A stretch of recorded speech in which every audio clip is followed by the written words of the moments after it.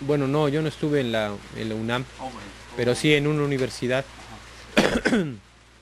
Y, y el problema que teníamos entonces es que había grandes rasgos, dos grandes propuestas de lo que debía ser el estudiante, si era un joven que estaba en un proceso de formación o en un proceso de deformación, según las necesidades de una sociedad, ¿no? Eso significaba una cierta orientación en los planes de estudio u otra orientación en los planos de estudio. Finalmente el problema era después de la universidad qué.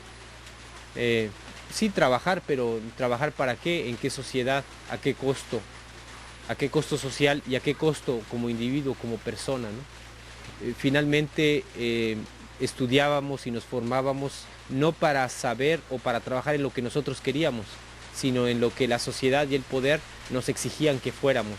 En esa medida había carreras más rentables que te aseguraban un futuro más eh, sólido o más asegurado, mucho dinero, mucho éxito, y otras carreras que eran consideradas para el poder como inútiles. Y eso es lo que formaba pues los planes de estudio, ¿no?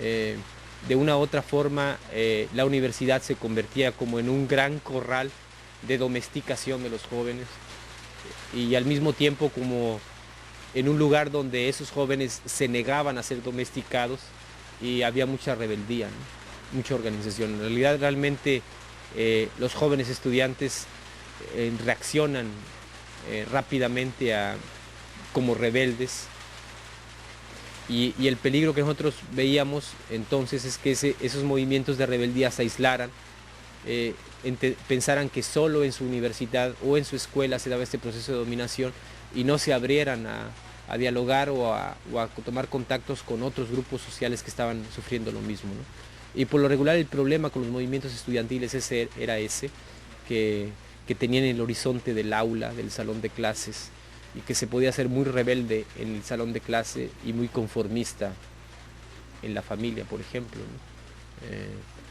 O en la política exterior, ¿no? Faltaba esa continuidad o ese contacto del movimiento estudiantil con otras partes, ¿no? Pero realmente no era muy difícil para nosotros entender, para los estudiantes de esa época, que algo estaba podrido y que tenía que cambiar. El problema es que no sabíamos cómo y no sabíamos hasta qué punto el poder nos había impuesto esa cuota de sacrificio a nosotros, pero también a toda la sociedad, ¿no? Tuvo que pasar muchos años, muchos golpes.